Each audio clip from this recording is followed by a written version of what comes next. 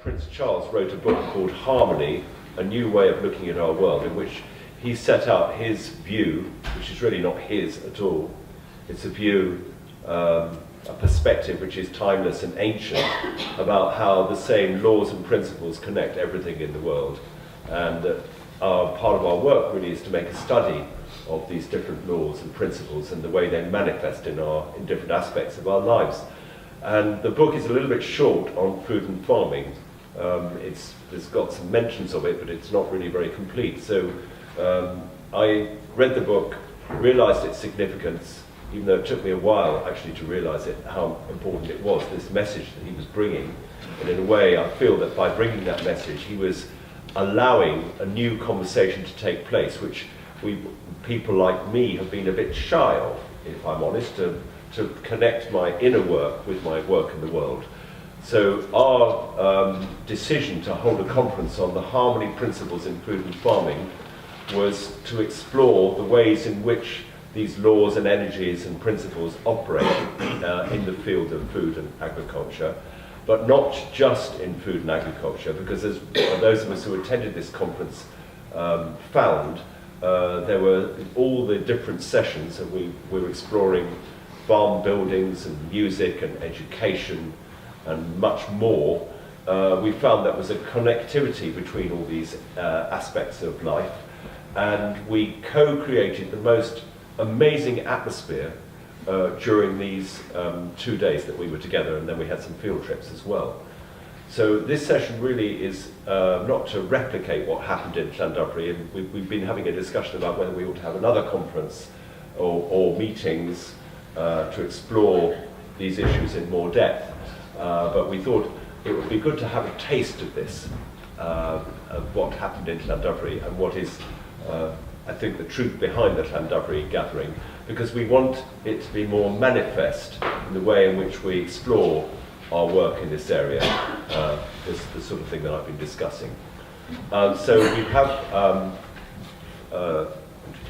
5 people who've come to join us. All 5 of you were in Llandudno, and I'll introduce them all now very briefly, and then we can have perhaps a moment's silence, and then Bronwen can start. So Bronwen Percival is from Neal's Yard Dairy, and I would say, we don't want to embarrass her, but I think she's the most important influence on cheese and the art and the science of cheese making in the world right now, and she's just written an amazing book on this theme. Charlotte Russel is a very old friend of mine. We worked together at British Organic Farms and the Soil Association, but she now works at the Eden Centre closely with Sir Tim Schmidt, and she is going to bring a message from the Eden Centre. Gaye Donaldson is another very old friend of mine. We work together also at the Soil Association, and she now runs a school for systemic constellations. Yeah. And she's going to talk about the reality that in the world where we are seeking harmony, there is also systemic discord, and to try to make sense of that and why that is so.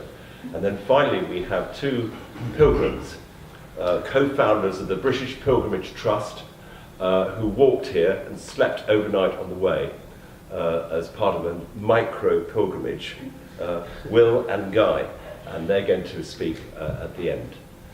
So that's our programme. And now I'd just like to invite us all to be quiet for perhaps a minute or so before I invite Bronwen to speak.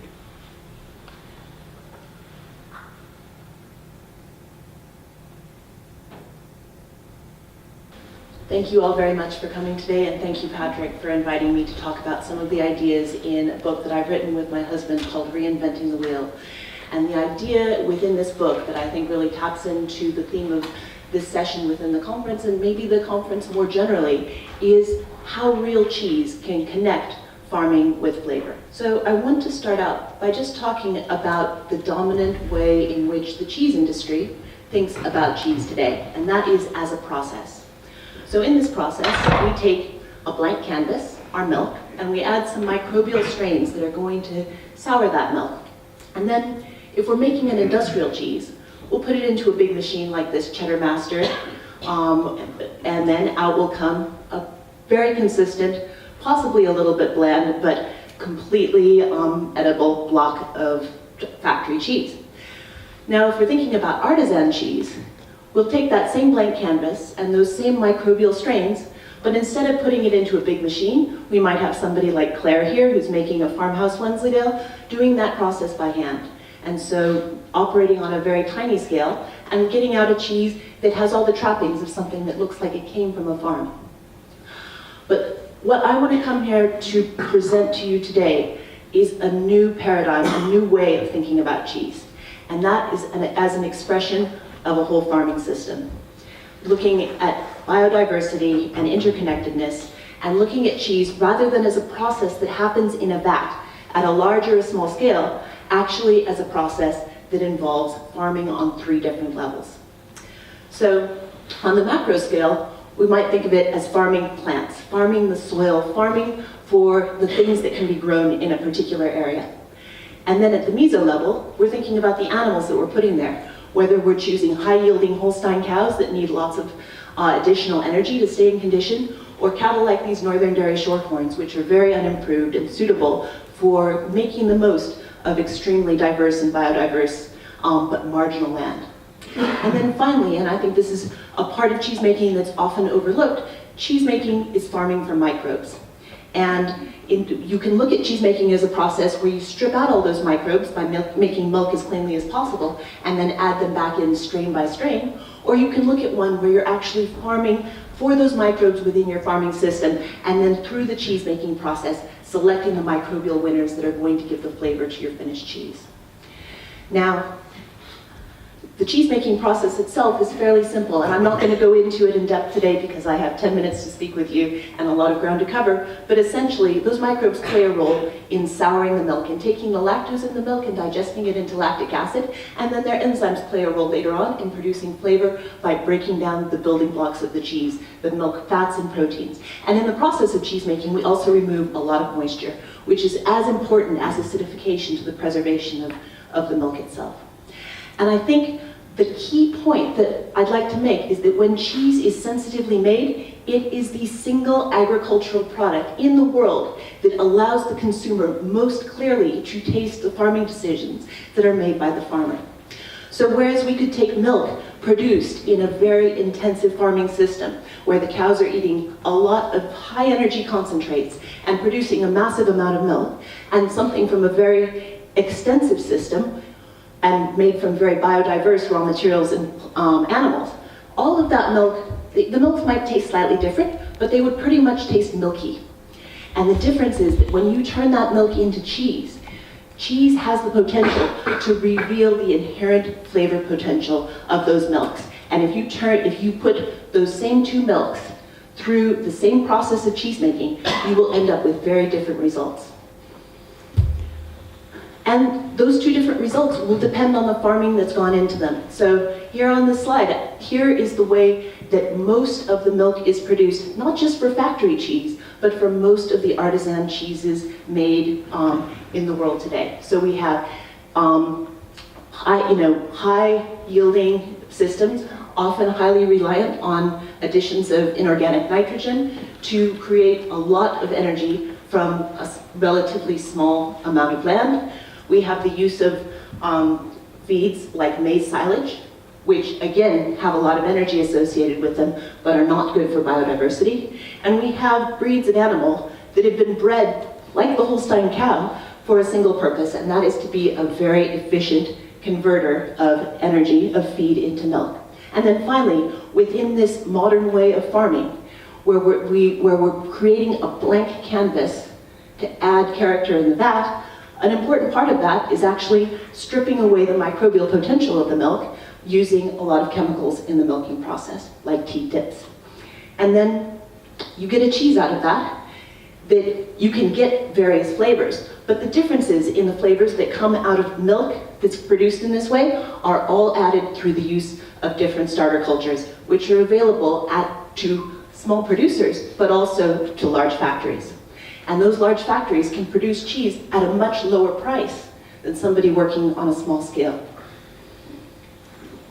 On the other hand, you can farm like this. And again, here are a few pictures of the kind of extensive farming systems that we can show scientifically have an impact on the quality of the milk and thus the cheese that come out of them. So I'm sure that you'll recognize the making of hay. This is a picture taken in 1964 in the Yorkshire Dales. They're scything by hand, and they're using methods like making haycocks to allow them to dry the hay, even in a very climatically challenging environment. The yields from that sort of system are low, but what we get out of it is a high degree of biodiversity from those upland hay meadows, which are almost extinct today. We have breeds like the Welsh black cow, and this is a cow that's actually at Patrick's farm. Her name is Grassy Tail, and one of the really exciting things that Holden Farm Dairy is doing with the production of their cheese is looking to these very hardy, original native breeds, which are actively suitable to going out and eating these interesting things. If you put a Holstein cow in this sort of environment, she will not thrive. But a cow like Grassy Tail has all the tools that she needs to turn this into interesting milk.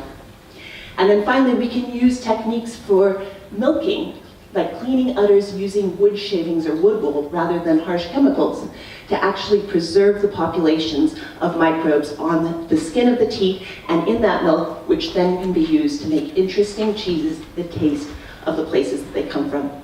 And so really, the point that I'm making is farming in this way is expensive, but if cheese is made sensitively, the flavors, the cheese will allow you to taste the flavors of these unique and diverse farming systems and make cheeses that taste of these laudable practices. The truth, though, is that you can make really interesting milk and turn it into cheese that tastes like industrial cheese. That you have to have sensitive cheese making for this whole system to work. There are many cheeses out there which look like this one, and that white rind is the microbial equivalent of an Iowa cornfield. You have a monoculture there. And that cheese, even if it was made with the milk of Grassy Tail and with a lot of wood wool used in the milking process and no chemicals, if you then blitz that milk with strong cultures and make cheese that looks like factory cheese, you're denying yourself as a cheesemaker the opportunity to get full value from all of these extra inputs and extra cares that you've taken while you farm. And so with this cheese, we could ask, is the milk interesting or is the farming admirable? And the answer to both of those questions is, who knows? And so this is basically our challenge in the world of cheese, is clothing the emperor. Cheeses that are made in this way are expensive. And we want to know, what are the unique sensory properties, what are the unique flavors that we can only achieve through good farming? And by definition, those are the best flavors. That is the moral value of flavor. Being able to connect a certain flavor, a certain texture that you can only achieve through good farming practices with the flavor of the product in front of you. And this really is the essential point of the book that we've written, is that this is all part of an interconnected system. And we've chosen it to call it the cheese biodiversity chain.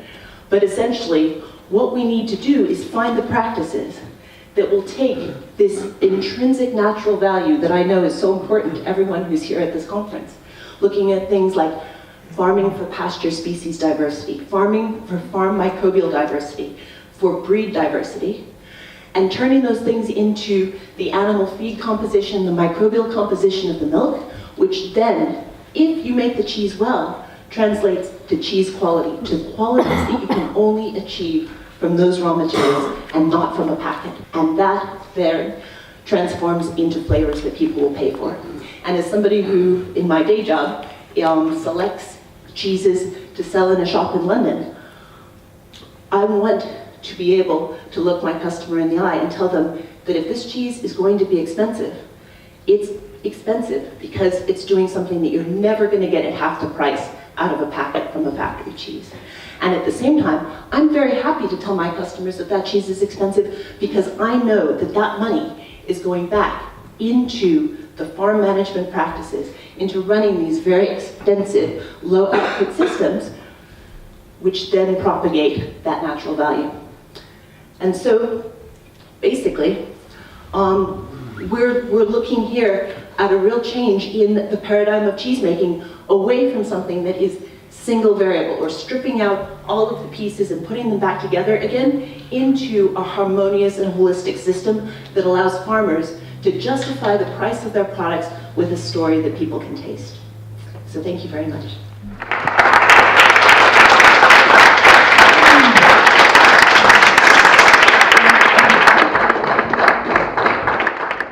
I think that the event of this conference will come to be seen as historic, because it represents a moment where, for reasons which maybe none of us can fully explain, a character in the form of Michael Gove has arrived on the political stage who, he may not understand what he's doing, but he is building a bridge between a world which many of us have been occupying for decades, wishing to try to bridge into the mainstream world. And I think that through his determination to make a difference, maybe even partly for political reasons in his mind, I think things will be made possible as a result of this event, conference, which were not possible before. And I believe that for that to happen in a healthy way, the right influences need to fall on him. And I think, Bronwen, you are one of those influences, so I hope that your work thrives. Charlotte, bring us your story from Eden. Thank you. Hello everyone, it's lovely to be here, and excuse my voice is a little bit croaky. I was reflecting last night as we sat at dinner just why we were all here and how we got to be here. Many of us have been involved in the world of farming and food for many, many years, and we've had a continuity of relationship and experience. And what struck me very much last night, but also at the Harmony Conference this summer, was that there's many old faces and many new faces, but the conversation has really changed. And I'm finding that very fascinating. My background is as an organic farmer, and I'm going to talk to you about Eden. But what we have worked for very hard over many, many years, and I think this is because we're all very passionate about what we do, has probably meant that we have inevitably, while wanting to be holistic, we've actually created conflict, because we fought very hard to establish what we saw as the right ground. We had to fight hard for organic farming in the early days. We had to fight very hard to define organic standards. We had to stake our claim in territory that was difficult to find. Having done that, and I think we did it successfully, we then almost created boundaries, and we're now looking at a very different moment in time where I think we're going to have to look at how we reduce some of those boundaries, allow the energy to flow in a different way, and actually have a much more porous and open conversation, which is partly why I think this conference is so important. So, moving on from farming to Eden, but our mission basically at Eden is to connect and with the living world. And what we did was we took a place of dereliction. It's an industrial landscape in Cornwall, and it was despoiled. The people were gone, the landscape was destroyed, and there needed to be something new. And what we did was decide that through the physical embodiment of regeneration of that place, we would actually achieve transformation. And it went from that to what you see today. And I think what's really important about transformation is that the physical presence actually creates a sense of understanding and experience in those who visit it. So although on one level it's just a very large, beautiful botanic garden, we've got the largest rainforest in captivity in the world, it also creates an opportunity for people to be opened up by the experience of visiting. So why are we here at Eden at a food and farming conference? I think there's three things we do. We inspire and provoke curiosity, because we reveal transformation. We are very fortunate in that we have a global stage, so that means we can communicate very widely. And I think that's important in being able to touch people and create the questions in people's minds that will actually be helpful as we go forward. And the third thing we're trying to do is to equip the next generation, one, to have the passion and desire, but through to the skills to be able to grow and manage land and actually keep our planet in good heart. So, how do we do it at Eden? I think our whole premise is that everything should be about engagement. A debate was never won by laying out facts and data. Basically, people's minds are changed and inspired by experience. So everything we do is about engaging people through their heart and through their senses, not through their head. If at the end of the day they go home with also some questions in their minds, that's great. But basically, we want people to feel what's happening. We want people to feel and be engaged and inspired and curious about the world. And if they leave with one question in their mind, that feels like success. We look at transformation, and first is the physical transformation, telling the story of plants, telling the story about people's reliance on plants and why we're all connected and why we need each other. And through that, hopefully, then creating transformation in the way people think about their own lives and the lives of people in the future. We see ourselves as real amateurs, and I don't say that lightly. What the vision has always been, take a big mix of people, take a big mix of ideas, take artists, take poets, take visionaries, take scientists, bring them all together and see what happens. And I think that also probably reflects what's happening here at the moment, that sense of the cult of the expert, or the cult of the elite, where you have elite scientists, what we want actually is a huge range of views and a whole different prism of perspectives on the world. And through that, I think we see it differently.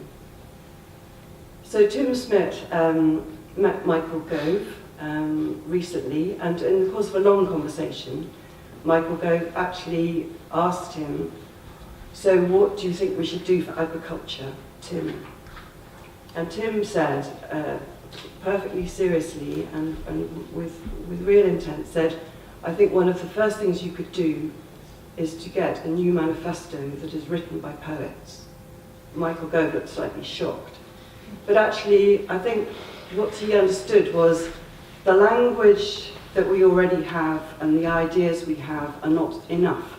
We need to change the way we look at it. We need to change the people who are involved in the conversation, and through that we will actually get change. Whether we'll get a poetry manifesto, I don't know, but I think it's a really important point that actually the way we tell the stories at Eden of science is mostly through art, through music, through experience, through play. Often you'll struggle to find a single sign, but basically you'll go into an experience and something will touch you in that experience. As you walk through the rainforest, we realized that the one thing we didn't have in our rainforest was rain. So we decided that actually we needed to create rain. So as people go through now, you walk through, and there is rain as you walk through the biomes. And the most important place in the biome, there's a small shed, and it's got a tin roof. And you stand in there and the rain falls. As you hear the rain fall, that changes something about your understanding and experience of the world, because we all recognize the feeling, the visceral feeling of rain on a roof, and it's a very universal experience. So that's the way we try and do things. Many of you have been, and I hope many of the rest of you will come. The other thing I think is most important, and for me personally, what I'm finding most interesting, is thinking about how we let go of things. Not how we hold on to things, but by letting go, we probably allow new energy to flow. I don't know how many of you went to the first session this morning with the French farmer talking about the wonderful farm in Normandy, but in the introduction, I think it's Robert, talked about how he had understood the currents and the counter-currents, and understood that basically was what you needed to be able to tap into the counter-currents in life to actually move and feel personal change and growth. And I think that's what's happening here at the moment. So I'd very much like us all to let go of some of our own personal boundaries of standards, definitions, territories, holding on to moral high grounds, and actually look at what happens when we allow things systemically to change and there to be an energetic realignment. Eden's role in that is basically to be a convener, a place where people come, discuss, share, engage. We're not trying to inform, we're literally trying to provide an opportunity for people to think and converse and have discourse that will actually move everybody forwards. And I think we do that as a catalyst. So we tell the stories of food and we tell the stories of plants, but actually the stories we tell are influenced by all of you. I've just been rereading a little bit of, I don't know if anybody of you have read Arne Næss, the Norwegian philosopher and ecologist, but his book and his teachings are really, really resonate with me. And one of the things he talks about is that the great hope is when you find a place of joy in a world of fact. And I think that's just a really lovely phrase and a really lovely concept. And that's what I hope that we can do here. So thank you.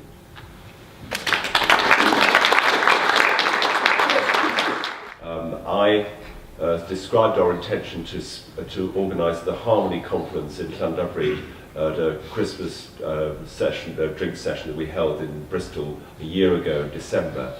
And Gaye came up to me afterwards and said, you know, it's good that we're working towards harmony, but what is the reality of the world in which we find ourselves? It's full of discord and difficulties in families and organisations. And because of that conversation, Gaye and her partner, Nick, who's not here, held a session at the Llandovery conference. And Gaye, I'd like you to speak more about your work to us now, because I think it's very important in this context. As Patrick said, we ran a session at the Harmony Conference, which was very well received. It felt incredibly edgy. In fact, it felt frightening to be offering something that was left field to the sort of central question of the conference, which was around food and farming. But actually, the work that I do, and having spent 30 years in the organic sector, working with the Soil Association, running organic farm, organic business, this work that I now do, which came about as a result of something that, an accident that my daughter had, that stopped my work one day. And 18 months later, when she was well enough for me to re-establish it, I realised that everything in me had changed. And much as I loved our organic herb business, which is being talked about in another session right now, I needed something more. I'd been changed by the experience of holding her life while she was in a coma. And so there was this philosophy, systemic constellation work as a kind of observed philosophy of what underpins and supports the flow of life. And this opportunity that Patrick offered me at the Harmony Conference was both frightening because it was bringing something very different from that central question of food and farming that we're addressing here, but also incredibly exciting to me because it brought my two worlds back. They reconverged at the conference. So what I'm going to offer you now, I'm going to sort of throw rather a lot of information at you, and I don't expect you to absorb it all or agree with it all or anything else, but the hope is that I can stimulate something in you that perhaps you're already familiar with, or maybe it's new to you, but that addresses the question of what supports movement. How do we step into an alignment with life in such a way that, as the old metaphor says, that we're carried by the river rather than pushing boulders upstream. So, looking through the systemic lens, as we call it, I guess the questions that I've been asking, and I've been doing a little bit of work with SFT too since the conference, are about what supports collective action. I mean, we've talked a lot at this conference about a collaborative agenda, how important it is that we get bigger than our organisational and personal loyalties. But also, how do we face into what feels too big? You know, how can we cope with what is emergent, what's coming towards us? And what's become abundantly clear is that our planned future, our strategized future, is actually too limited to address the unknown, to address the newness of all of the problems that are facing humankind. So in this, these are big, big questions, and what I'm offering are little insights, I hope, from a philosophy that has been observed. So this is not a systemic constellation work, doesn't rest on man-made theories or philosophy. It comes from a process in which we have looked at what supports movement and what doesn't. So, let me start to throw a few things at you. And what I'm going to speak to you now is primarily about human systems, but of course in terms of systemic theory, all and everything from our body to the ecosystem, they all observe these same orders, these natural orders that underpin the flow of life. So, our knowledge and our understanding of these principles, or the presence of the interconnected field, is a body-based understanding. And although I'm talking right now to your mind, the place in which we recognize the truth or the validity of these ideas is actually in our body. And the practice of systemic constellation work, which I don't have time to explain to you, is very much a body-based practice. And we have what I call, a sort of organ of truth within each and every one of us, that when we get out of the way of ourselves, recognizes deeper truths in a kind of aha way in our body. We feel supported by something that we recognize the depth of. So these are what I'm going to talk about now, where we sense into them. And one of the heartening things that we see is that everything that is or can be interrelated can be healed. And most issues in the world that can't be healed are simply due to the fact that we're sensing into the issue in too small a way. So the solution to all problems tends to lie in the widest possible view. And that view, of course, asks a lot of us. It asks a lot of us internally, because it requires us to face everything. So a few things about systems. All systems function according to these observed organizing principles, which we call the orders. And at the most basic level, they're time and place and belonging and exchange. And I've been working with these for 20 years, and I'm still learning about them. They're at one level simple, and another level they're such fundamental truths that they ask a lot of us to meet them. Systems are nested and interconnected. They include everything. Your family is a system, your business, your organization is a system, your social clubs, your community, your village. Mother Nature, the ecosystem. So we're all connected through multiple systems which are in themselves interconnected. And when we change one element, it always affects the whole, so it changes everything. Systems are always moving towards health, and this is expressed as balance. So in this way, we see that the overarching rhythms of life are always benign. And even if the outcome or consequence of an action is terrible, it's part of something, it's part of a movement that's driving towards health and balance. And balance in this case is expressed as a kind of rhythm of imbalances. So it's always in flow, it's always in movement. And a system, and this is part of the challenging nature of this work, a system can't be separated from reality. And in this way, we see that systems themselves operate without preference, without morality, without judgment. And what they demand is inclusion of everything, both creative, wonderful, and destructive. And in our work we see that there's a very interesting fact, which is that systems have memory. And they also know their own completeness. And in this way we see that we're living as part of this interconnected view, is part of an intelligent or knowing field. So in my work, we don't ask what's wrong with a situation.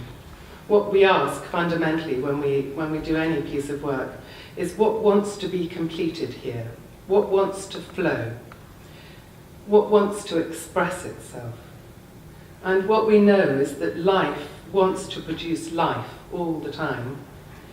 And this, in a sense, is the movement that we're working with. So I'm always looking for how we might step into the flow of that movement. So the work that I've been doing here with SFT is attending to and looking at all of the elements which are needing our attention in such a way that we can be supported by the flow of energy rather than be working against it. And one of the first steps that has been touched on, and it's given me great heart in this conference, is that as environmentalists, as people who are desperately concerned with what's happening in the world today, the first step that we need to take is to get beyond a view of us and them. We need to find a way of including, and this has been mentioned in a number of different ways, and I think I could go on, but I'll stop there. Thank you, Gaye. I want to ask you two questions, because this is what has come out of my not full understanding, but developing understanding of your work. What I have observed in my own life, both personal life and organisational life, is that it seems lawful, or I imagine it must be lawful from what you said, that systemic discord manifests everywhere. And if we have a family, it's almost certain that we will either be part of unresolved issues which seem to make harmony in family life very difficult and often seem to pass down between generations. Or if we have an organisation, and I've worked in several, I've also observed that within organisations difficulties arise, some of which are so serious, and in fact, interestingly enough, one of the case studies at Llandovery involved an organisation where the founder's vision was at odds with their trustees. And this is just a little taster of what happens, I think, in every organisation. Difficulties arise. And I'd just like, very briefly, for you to comment on whether those observations of mine, in my own family, in my own organisations, are relevant to the work you do. Yes. And what I'm saying is that a system demands completeness, and completeness includes everything. So what we tend to do, particularly when resources are short, is we tend to move into a protectionist, exclusion-based view of life. And we can see it now with the refugees. We move to a place of us and them. And in terms of... Or in Oxford conferences. Exactly. Or in Oxford conferences. And in terms of the solution is to include, because the system has no preference. It doesn't care whether things are right or wrong. And you can't separate, I mean, for instance, now, in terms of systemic repetition and what's held in systemic memory, it will continue to emerge until it's addressed and seen, whatever it is. So sometimes it's a pattern in a family. You have, some terrible patterns that we see occurring over and over again, like suicide, for instance, can run down through family stories. And the loss of a family member through suicide is usually so terrible that it's hard for those who are present to face into it. And in the turning away, in what we don't see, that is included and requires a place, the system will ensure that re-emerges until it has our attention. So, these are big, big movements which ask a lot of us internally. They ask us to be able to face reality fully without preference. And that's hard for us who are campaigning for, they're all wrong who are farming in this way and we're right. And we stand in a place of us and them, right and wrong, that is utterly unhelpful to the movement that's needed for change.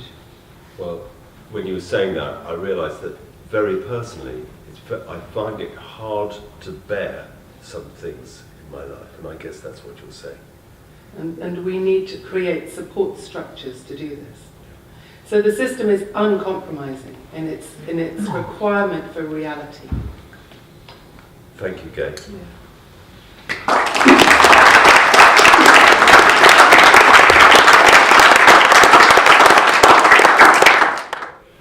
To our pilgrims. So we're the founders of the British Pilgrimage Trust. We've been going for about 4 years, and our aim is to take what some people see as one of the most unfashionable and anachronistic of British traditions. It hasn't really happened for quite a long time in these islands, and bring it back up to speed and make it part of everyday modern culture. And they want it. The press want it. We've had articles in the Times, the Guardian, Telegraph, Radio 4, BBC 2, BBC 1. There's so much going on, and we're pushing at an open door with this idea. So let's start with a destination, which is, well, what is pilgrimage? And we define it in the simplest terms as journeys on foot to wholesome and holy places. And before we get into exactly what that means, let's just go back to the top, the beginning of the journey. So at my friend's house, Rupert Sheldrake, we met, and ever since then, my life's changed and your life's changed. And I was at the time doing a PhD on group singing and how it forms community. And Will? Well, Guy was great. Guy was, focusing intensely on this 13-inch screen, his horizon there, but absolute focus. And I'd been doing about 10 years of these massive, vague, wandering walks, 10 years of just wandering around Britain singing songs, huge horizons, but very little purpose. And we found the combination worked, basically. We went for our first walk together, we called it pilgrimage, we had a clear destination, we had an intention, and we walked there. And what we discovered was so powerful for us both that we realised we couldn't keep it to ourselves, but we were forced to share it. And the last 4 years have been dedicated to that cause, and it's continuing. And we know it's a cause that's working because in Santiago, there are all these routes, France, Spain, Portugal, on the continent, where hundreds of thousands of people a year, pilgrims, are walking to Santiago. That's kind of crazy if you think about it, but it's actually happening, and in the last 30 years it's boomed. So why not here? Well, in Britain 500 years ago, good old King Henry VIII banned pilgrimage on pain of death. And ever since then there's been this lingering Tudor taboo that somehow pilgrimage is the wrong religion. Doesn't matter what you believe or don't believe, it's not for you. And Henry VIII also invented vagrancy laws, saying that if you were found away from your home village, you're whipped back.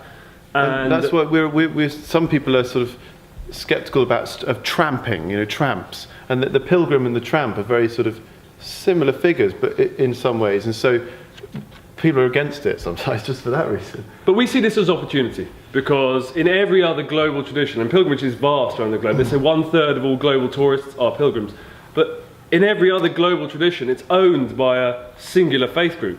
But in Britain that's not the case. The Church of England was formed on the basis of a rejection of pilgrimage. It was one of the things that defined the English church. It didn't do pilgrimage. That's not for us. So we have an opportunity today to open the tradition beyond any religious exclusivity. That's not to say it isn't for people of faith. I mean, it's open. It's owned by neither faith nor non-faith groups. It's open to all, and that's our first contribution to pilgrimage. A new set of standards, a bit like the Soil Association's work, or a fair trade label. This church or this thing is open to all. OTA. With a little sidekick of BYOB. So open to all, bring your own beliefs. And of course, on some level, the church could be seen to own pilgrimage because it has all of the sort of the pilgrimage places. But we say they are not the only pilgrimage places. We have many forms of this thing we call a holy place. So let's just get back down to the basis, the root words here. Pilgrimage.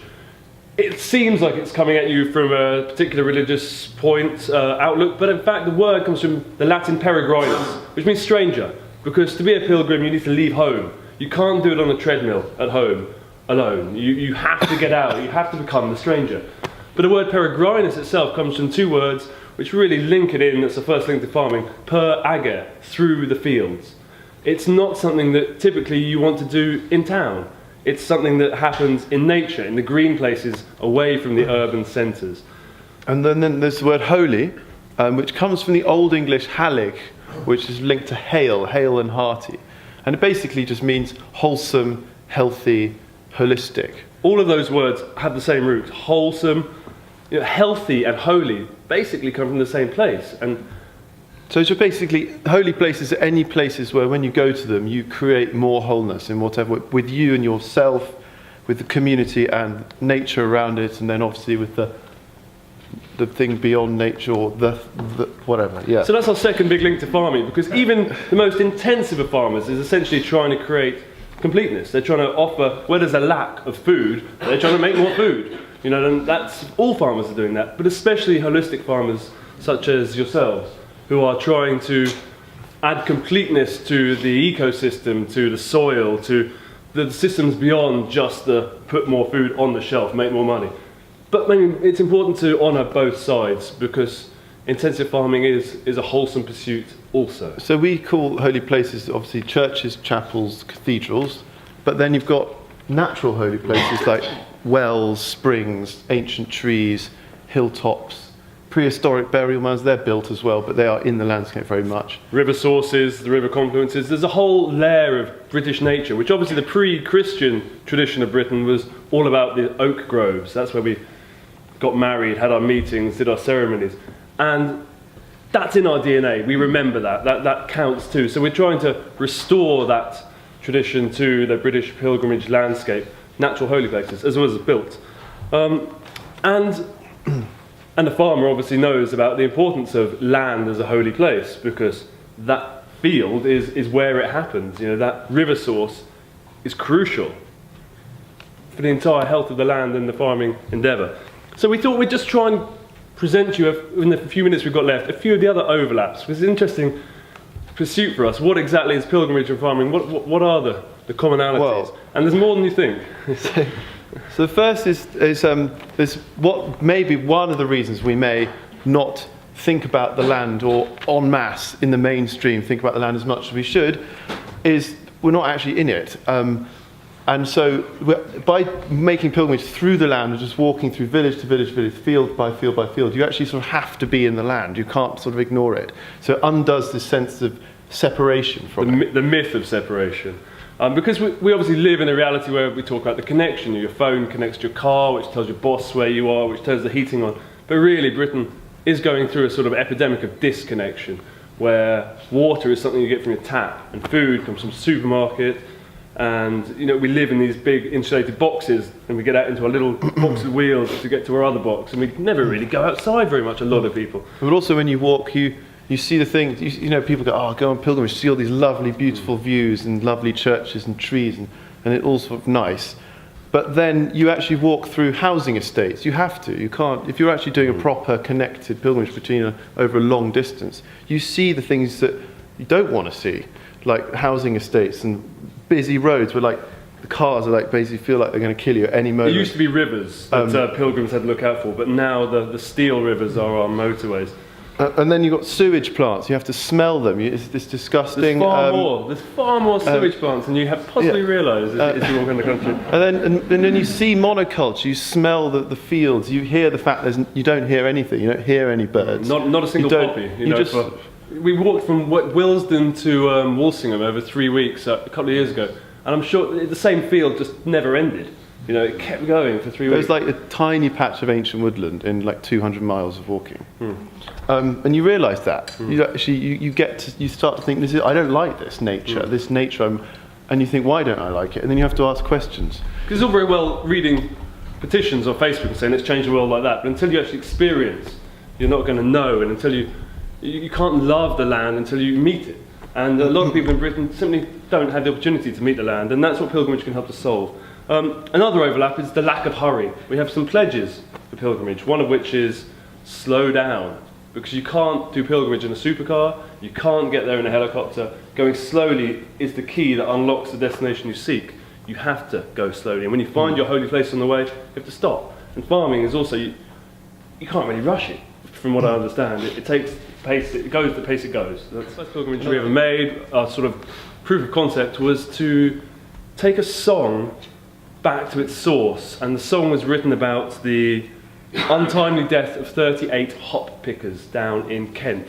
They were crossing a bridge, the bridge broke, the people who were meant to maintain the bridge got away with it because they were incredibly wealthy, and there was a song written by the survivors. These were Victorian itinerant gypsy labourers, hop pickers, and this song we took back to its source, and to cut the long story really short, we got to the grave of the hop pickers, and there were 2 other people there. And we said, what are you doing? They said, we're descendants of these people. We said, why are you here? They said, we've never come before, we just found it now, we're here for 10 minutes only. We'd walked for 6 days. Singing it to every stranger we met. We said, do you know the song? And they said, no. So it turns out that we were there to take the song not just back to the place of its origin, but to its bloodline, which, impacted us tremendously. That was really it's a what got us big going. scale version of systemic discord. Big scale, like we connected with the family members. With that, we didn't even know we were going to do that. You're going to sing that song too? Maybe after. How many minutes we've got? But just to bring that back to... We will. You're going to get a song in a second. 1 minute? No way. Okay, so that was our very first pilgrimage, but then the latest one is happening tomorrow. We're making a wassail pilgrimage. That's a 12th night tradition, an agricultural tradition, whereby local community will...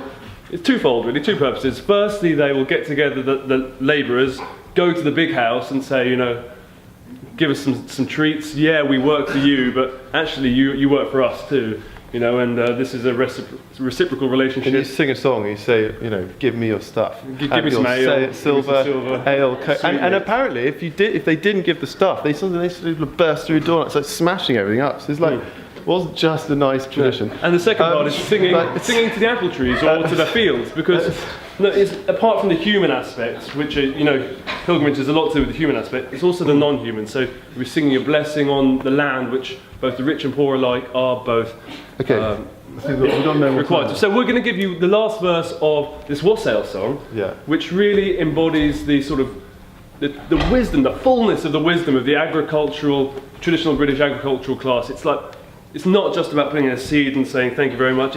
You'll hear, this is full farmer wisdom.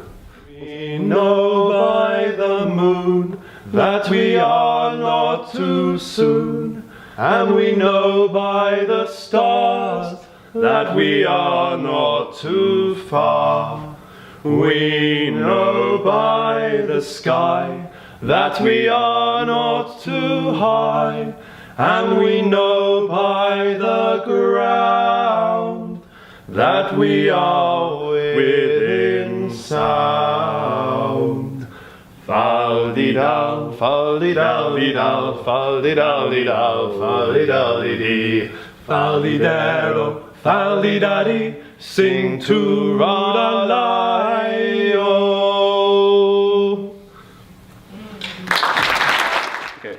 Come each jovial fellow who longs to be mellow, attend unto me and sit easy. For a pint where it's quiet, let no one deny it. Dull thinking will make a man crazy. I have hills, I have bowers, I have fields, I have flowers, and the lark is my morning alarmer. So come jolly folk now, here's Godspeed the plough, here's health and good luck to the farmer. Let the wealthy and great roam in splendour and state.